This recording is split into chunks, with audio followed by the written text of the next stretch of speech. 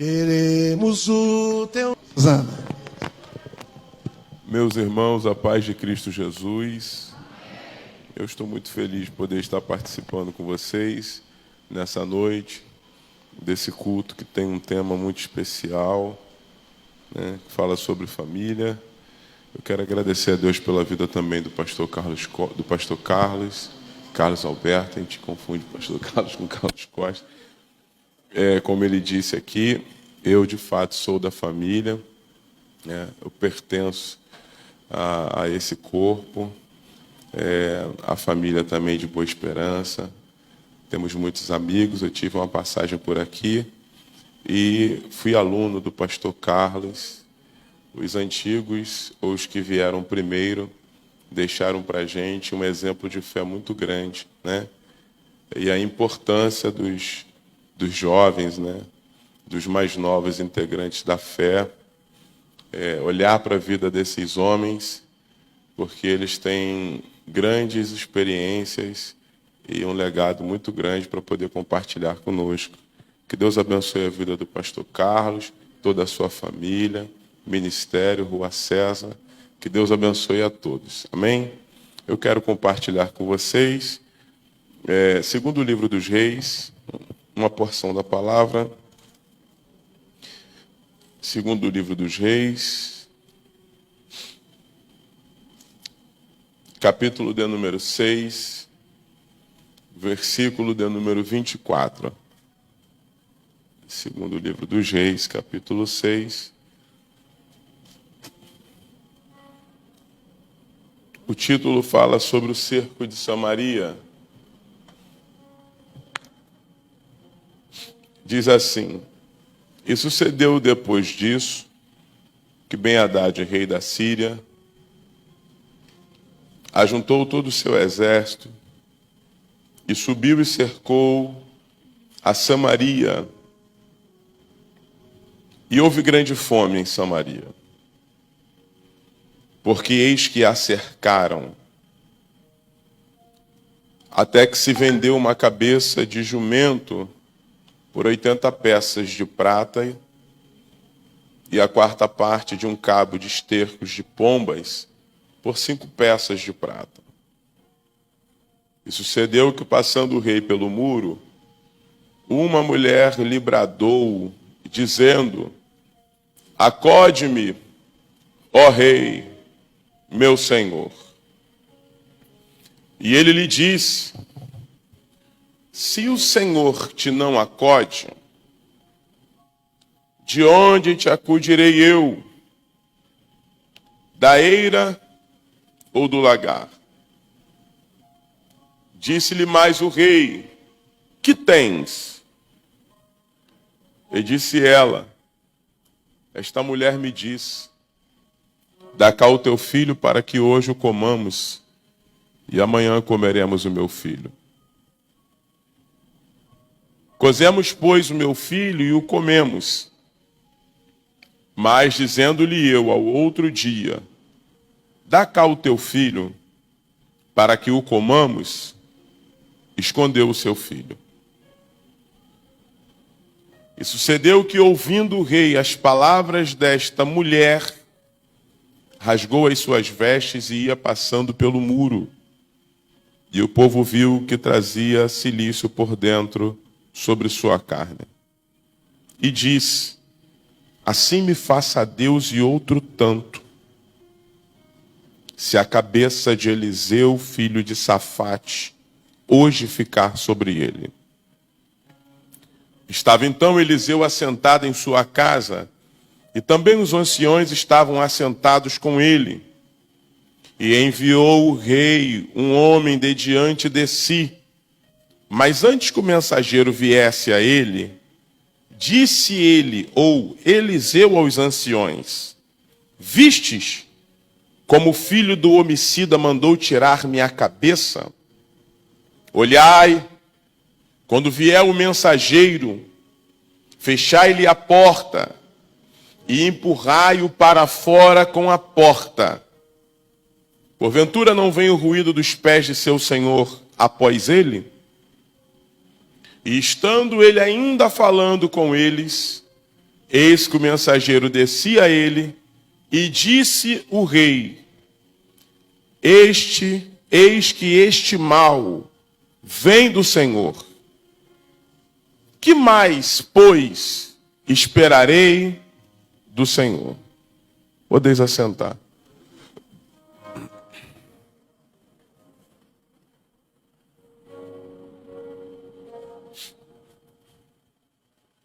Bom, irmãos, esse tempo é marcado por muitas guerras. Um tempo de muita rivalidade. Um tempo de muita contenda, de muitas conspirações entre esses dois povos, Israel e a Síria. Deixa eu continuar. É um tempo de muitos conflitos entre essas duas nações. E Ben-Hadad, rei da Síria, ele decidiu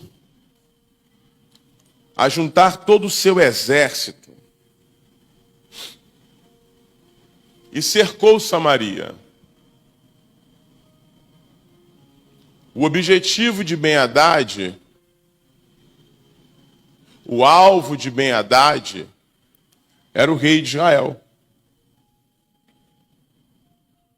Ele queria alcançar o rei de Israel,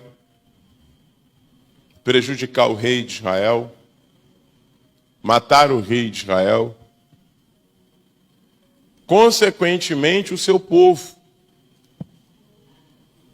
Só que as cidades da antiguidade tinham as muralhas como sua principal defesa. Então, Ben-Hadad fica impedido de acertar o seu alvo, de fazer mal para o rei de Israel.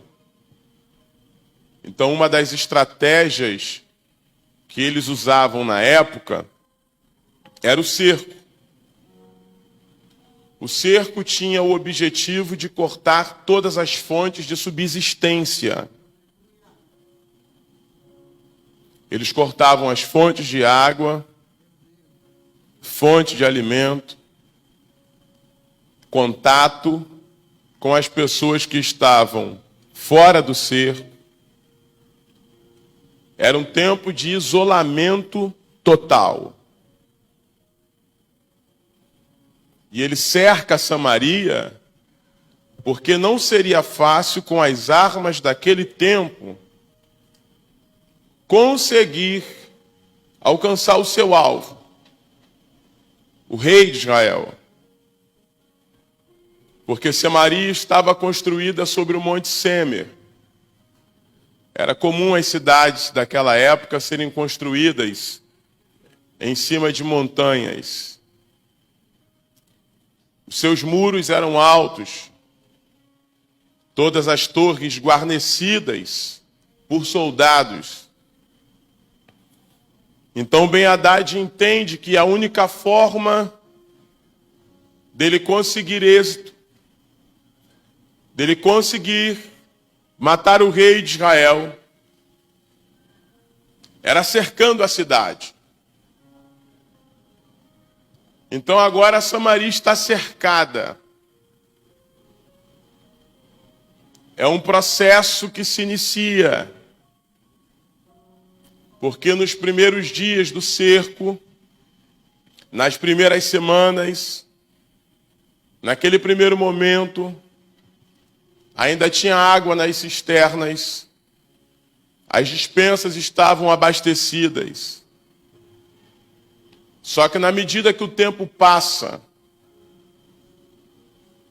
na medida que esse processo vai se desdobrando, o texto diz que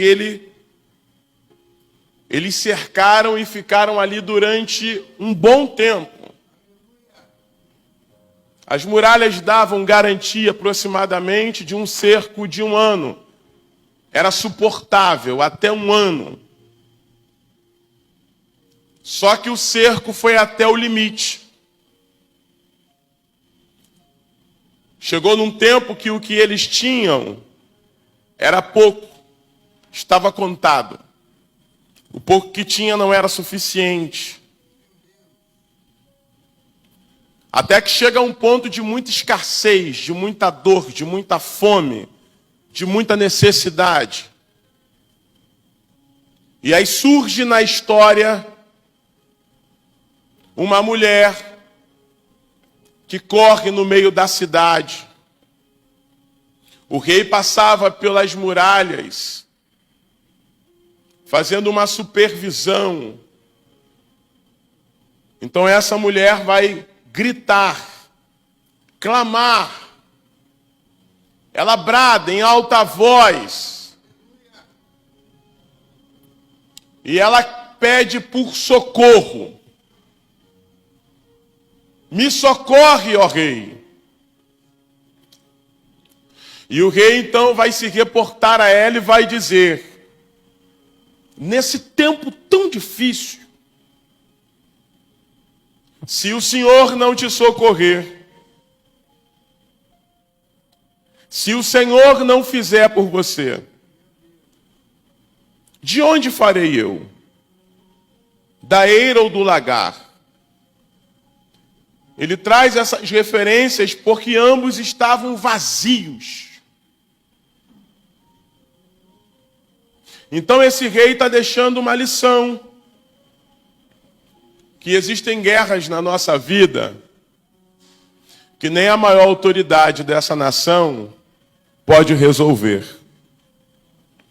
Existem guerras na vida que caneta de autoridade não resolve. É o rei de uma nação que está dizendo: se Deus não fizer, mas me conta o seu problema. Então essa mulher vai contar para o rei uma negociação que ela fez. Essa mulher me disse: vamos comer o seu filho hoje. E amanhã, quando a fome vier novamente, comeremos o meu. Eu aceitei o acordo. Matei o meu filho. Cozinhei o meu filho. E comi o meu filho. Só que o dia seguinte, quando chegou, eu fui atrás dela. A necessidade veio de novo, a fome apertou. Então eu disse para aquela mulher: dá cá o teu filho para que hoje comamos o teu filho. Então essa mulher pegou e escondeu o seu filho. O clamor dessa mulher não tem nem como considerar como algo comum. Porque ela aceita um acordo criminoso. O que ela comete é um crime. E ela vai diante da justiça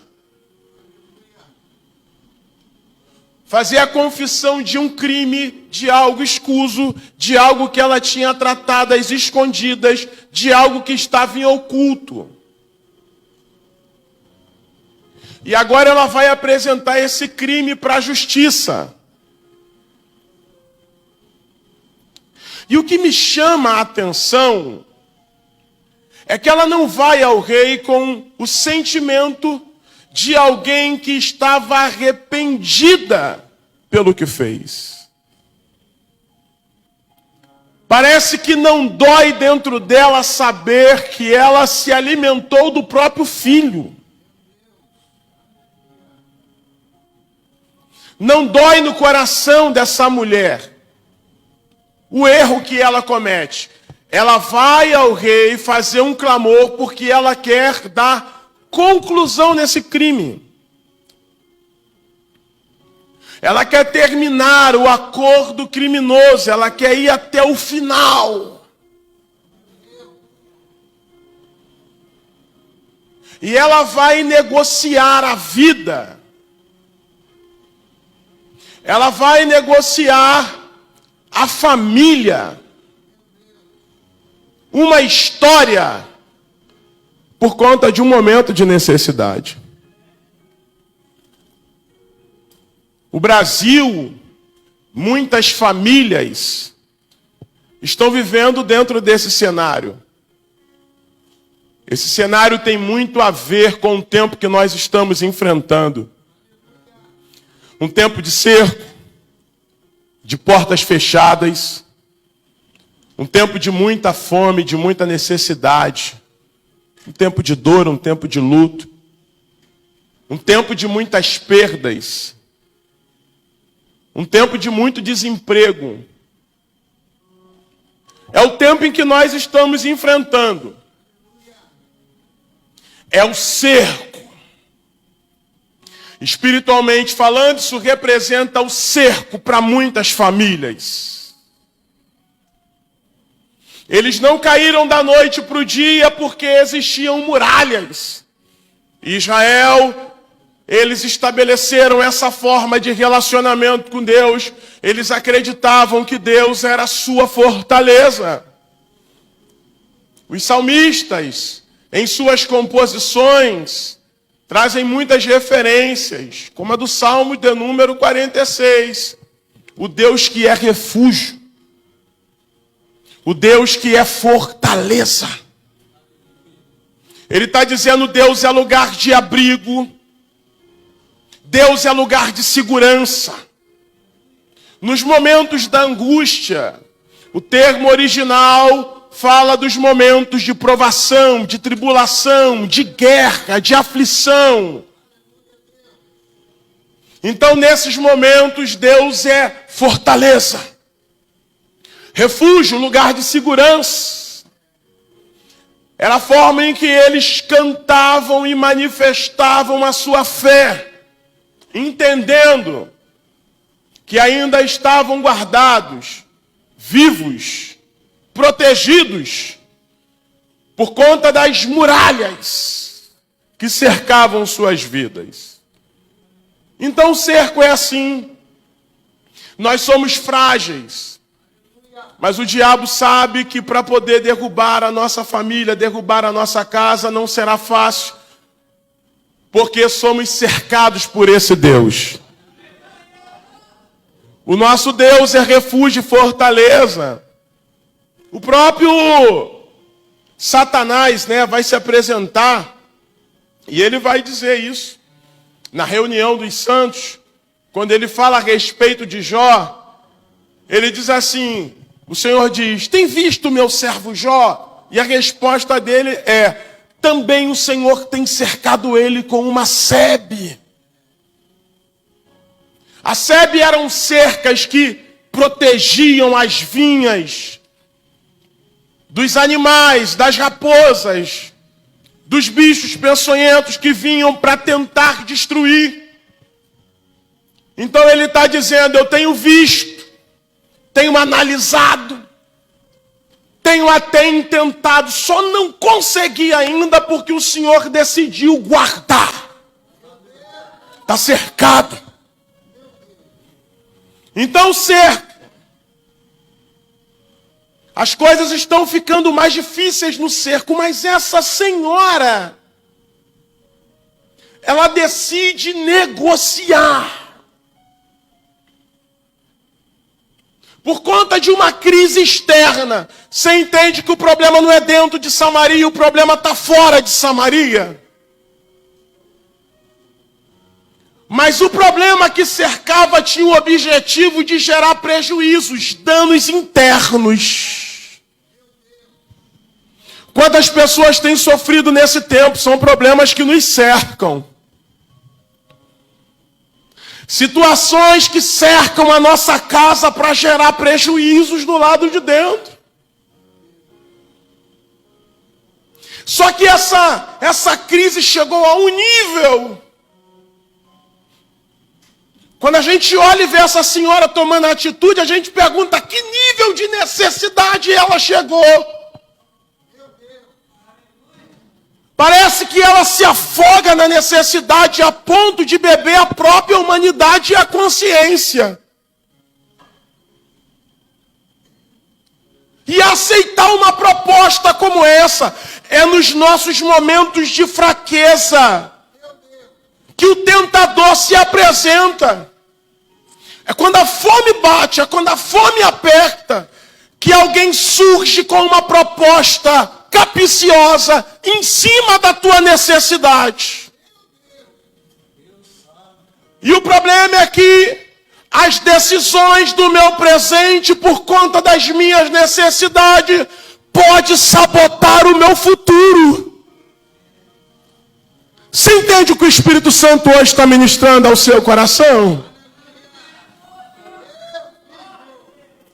Tem gente dizimando a casa, dizimando a família, dizimando uma história, dizimando um projeto de Deus, por conta da necessidade do momento.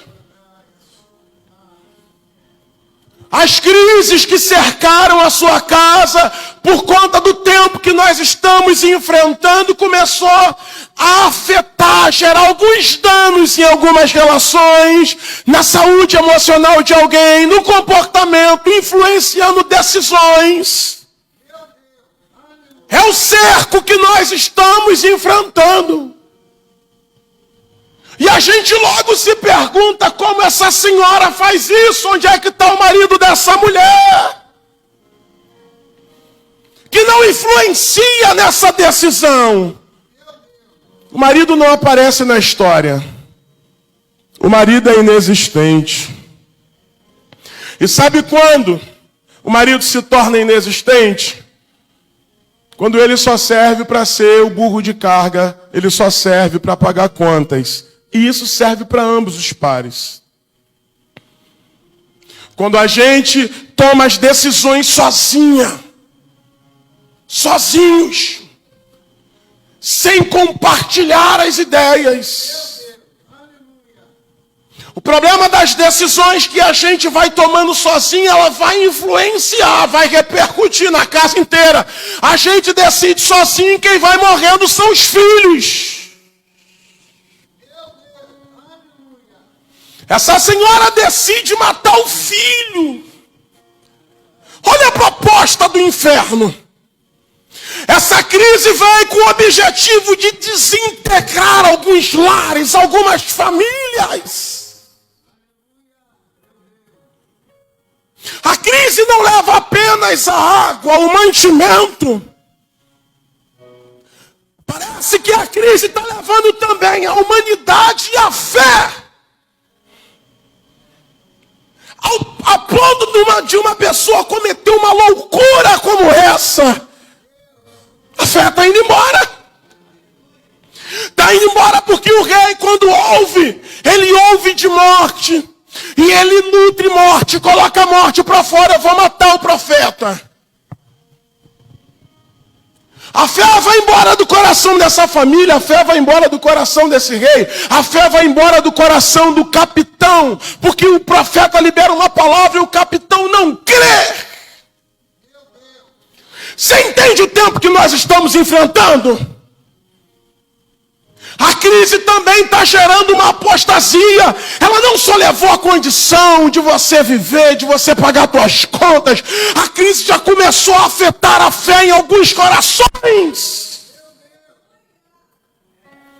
Oh, glória a Deus.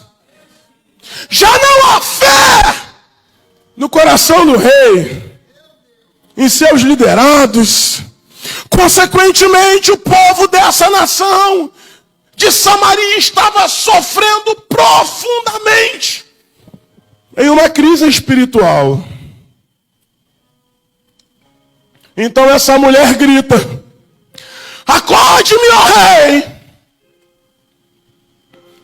O que você deseja? Qual o problema? Eu quero concluir o meu crime. Você já viu como ela se relaciona com isso? Há uma inversão de valores aqui. Ela se relaciona com uma coisa absurda, com um crime, como se fosse algo natural. Tem como o senhor entrar aqui, liberar uma sentença favorável? Eu preciso concluir o negócio aqui. Dá para o senhor abençoar? A gente vive esse tempo, banalização da fé, banalização das coisas do Espírito.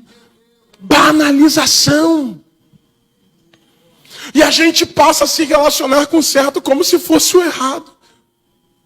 Ou o errado como se fosse certo, como se fosse comum. É a relação dessa mulher. O Espírito Santo hoje colocou essa palavra no meu coração para dizer para você: não abra mão da sua casa, não abra mão da sua família, não abra mão dos projetos de Deus, blinde a sua casa. Não abra mão da sua fé, não abra mão do seu Deus por conta da crise que cercou a tua casa.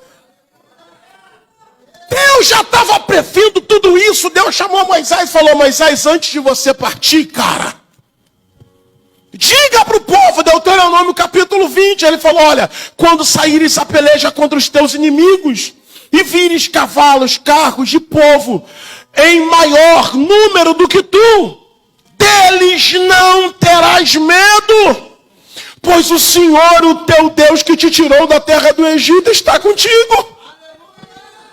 É um povo que está às margens de Moabe. Daqui do lado de cá do Jordão, do outro lado da promessa. E o Senhor está falando: está vendo a terra da promessa? Lá do outro lado. É terra que mana leite e mel, mas é terra de guerra. Vocês vão chegar na terra da promessa e vão encontrar povos em maior número. Vocês vão encontrar povos muito mais habilidosos, estrategistas, muito maior do que vocês. Mas quando chegar lá que vocês verem que estão em desvantagem, não tenham medo. Porque o Senhor Deus está contigo. A palavra que o Espírito Santo hoje quer enriquecer o teu coração é essa: não tenhas medo. Por mais que a crise, por mais que há um cerco, o Senhor está dizendo para você: eu estou contigo. Eu estou contigo. É a palavra que o Senhor Deus deu a Moisés: diga ao povo, quando eles se sentirem em desvantagem, eu estou com eles. Então a mulher grita: acode-me. E o rei não traz resposta. Porque existem orações que não têm resposta. Como é que a gente desintegra uma família e quer a bênção do rei? Não tem resposta. Você queria uma resposta para uma decisão errada? Não tem resposta. Você se apresentou para Deus com as tuas justificativas e as tuas razões para desintegrar a tua casa? Não tem resposta. Não tem resposta. Ela clama, clama, clama, mas o rei só fica indignado e rasga as roupas. O Senhor hoje está dizendo para você: não abra mão, não deixe essa situação afetar a esse ponto de cegar os teus olhos, roubar a tua consciência e levar a tua humanidade. É tempo de você blindar a tua casa. Você quer uma palavra hoje que te encoraje? Eu vou te dar. Porque esse cerco aqui não terminou com vitória dos assírios. Esse cerco aqui vai terminar com socorro e provisão da parte de Deus. A palavra de Deus hoje para a tua vida, para encorajar, para fortalecer a tua fé é essa: que essa crise não vai terminar com vitória dos nossos adversários. Que essa crise vai terminar com socorro e provisão da parte de Deus. A mulher vai lá e sacrifica o filho por conta do momento, da necessidade do momento. Ela mata aquela criança e a pergunta que fica é essa: como a sua casa estará depois que a tempestade passar? Como vai estar a tua casa? Porque imagina a cabeça dessa senhora. O dia seguinte, gente, só estava faltando aproximadamente 24 horas para terminar aquele cerco. A farra do rei da Síria. Só faltavam apenas 24 horas. E o texto vai dizer que o povo foi para a porta da cidade desfrutar da provisão de Deus. Imagina a cabeça daquela senhora. Você não está entendendo o que o diabo está tentando fazer contigo? É uma decisão hoje que você toma por conta da tribulação que você está enfrentando, que vai sabotar a tua esperança, a tua felicidade, o teu futuro.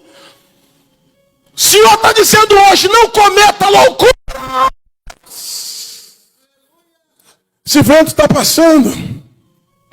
Esse cerco já está acabando. O rei falou assim, a culpa é do profeta, porque tudo isso está acontecendo. Por que a culpa é do profeta? O profeta participou do crime, matou alguém, cozinhou alguém, foi buscar lenha. Por que a culpa é do profeta? Ele é o rei dessa nação. Não, a culpa é do profeta porque o profeta decidiu fazer do jeito de Deus. Porque se você olhar no capítulo 6, você vai ver que o profeta nesse capítulo, em um episódio acima, ele vai profetizar e todos ficaram cegos. Todos os soldados, todo o exército do rei da Síria. Porque Ben-Hadad vai enviar todas as tropas, todo o seu exército e cercou Dotã. O profeta Eliseu falou assim, olha, o senhor oferece essa gente de cegueira, levou essa gente para dentro de Samaria, o rei quis matar, o profeta não permitiu, deu pão e água para aquela gente. E aí o rei olhou e falou assim, eu tive a oportunidade de matar essa gente, nada disso estava acontecendo agora, se o profeta deixasse eu fazer do meu jeito, mas ele quis fazer do jeito de Deus. Então ele vai dizer aqui, olha o que ele confessa. E disse o rei, este mal vem do Senhor. Ele reconhece que o processo vem de Deus, ele só não quer o processo. Porque ele julga que o processo de Deus traz danos. O processo de Deus gerou alguns prejuízos, então eu não quero o processo. Eu sei que vem do Senhor, mas eu não quero. E eu vou eliminar o profeta, o homem de Deus. Então ele vai até a casa do profeta com uma mensagem de morte e a gente está terminando. E quando ele chega, olha só, ele ouve de morte. E ele agora vai iniciar um ciclo de morte, porque morre o filho daquela mulher. Agora ele quer matar o profeta. O profeta nessa situação simplesmente se posiciona e ele vai liberar uma palavra e vai dizer, assim diz o Senhor. A morte quis entrar na casa do profeta e o profeta falou para os anciões, coloque essa gente da porta para fora porque eu tenho a palavra de Deus.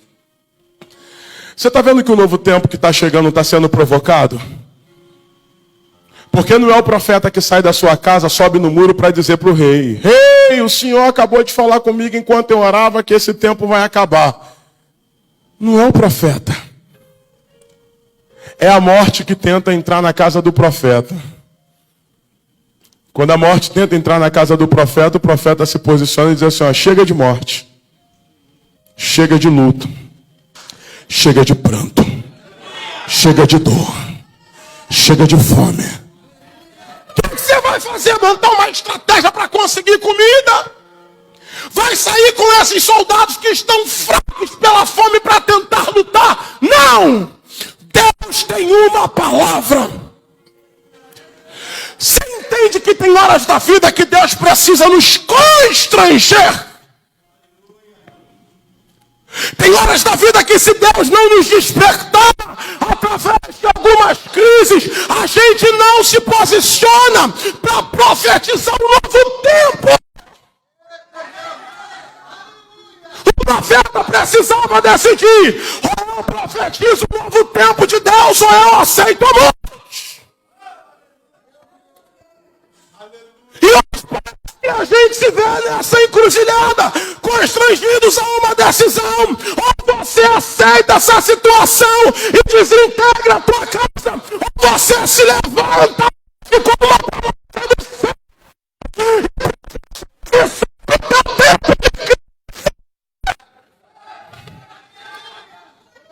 O profeta se levantou e o Senhor está dizendo para você, se levanta. A crise, ela não veio com esse objetivo, especificamente na tua vida, não veio para te abater, ela veio para te despertar. Se levanta hoje com um propósito, se levanta hoje envolvida com o céu, se levanta hoje num propósito de oração, se levanta hoje numa conexão maior com Deus. Uma coisa dentro de você.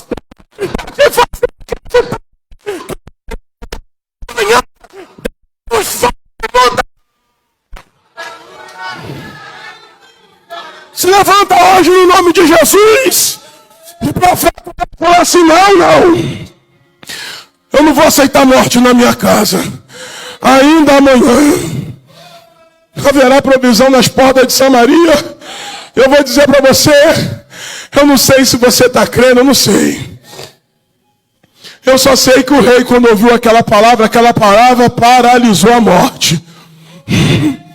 Oh, glória a Deus. O capitão não acreditou. Eu sei que vai ter gente que não vai acreditar. Mas o Espírito Santo colocou essa palavra. Tem dia que a gente prega, monta um monte de coisa, estuda um monte de coisa, abre um monte de livro. Mas tem dia que tu está dentro de casa e a profecia te alcança. E essa palavra foi Deus que colocou nos meus lábios.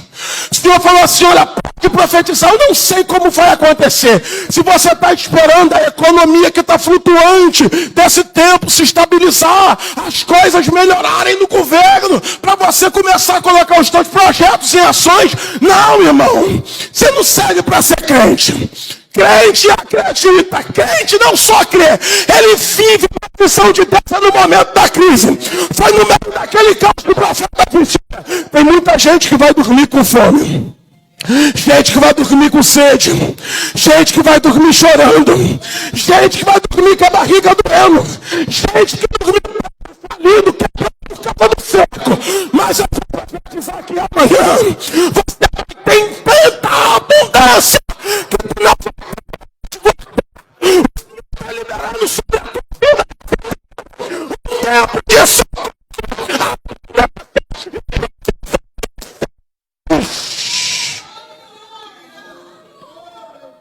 Ainda amanhã, pastor Carlos, o Espírito Santo está ministrando ao meu coração. Cansadas aqui.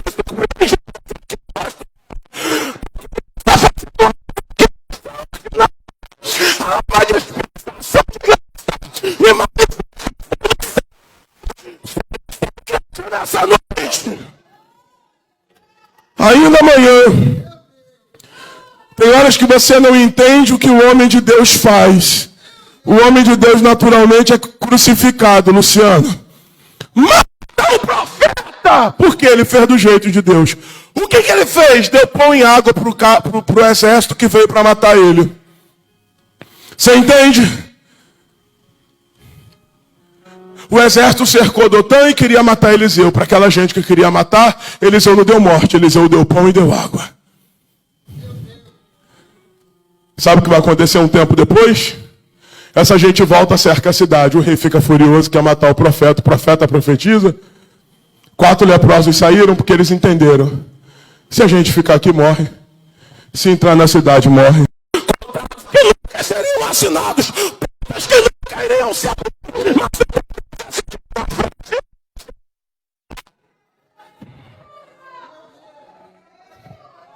E já fez aliança com Eteus, fez aliança até com os egípcios, está vindo contra nós. Fugirão, a ponto do texto dizer que até as roupas do corpo eles iam deixando para trás. As riquezas daquele tempo consistiam em animais, em roupas, tendas, prata, ouro. Sabe o que o texto vai dizer? Depois você lê em casa, capítulo 7, que os leprosos entraram, beberam, comeram, encontraram vestes, cavalos, mulas, tendas, ouro e prata. Então o profeta dá pão e água para o inimigo, recebe ouro, prata, comida, bebida, tendas, roupas, animais.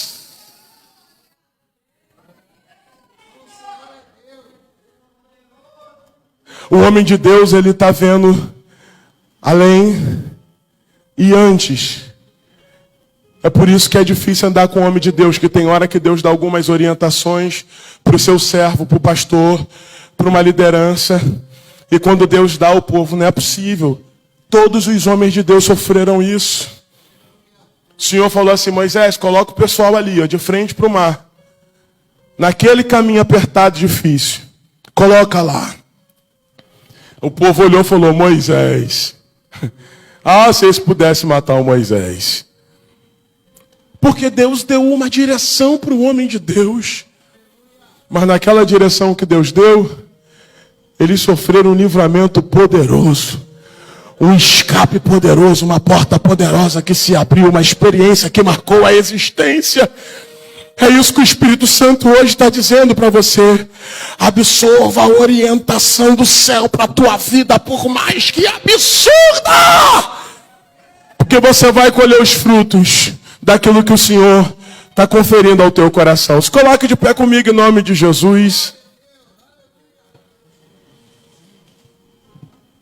Mão no coração. Eu quero liberar essa palavra hoje para a tua casa, porque você não será daqueles que vai frustrar depois que a bênção chegar. Muita gente saltando de alegria porque a provisão chegou, mas tinha uma casa em luto. Imagina a cabeça daquela mãe: por que eu fiz isso? Se meu filho estivesse aqui agora, por que eu fiz isso? Não desintegre a tua casa. Não dizime os teus filhos. Não negocie a tua história por causa do teu momento de necessidade. Que o Espírito Santo possa fortalecer o nosso coração.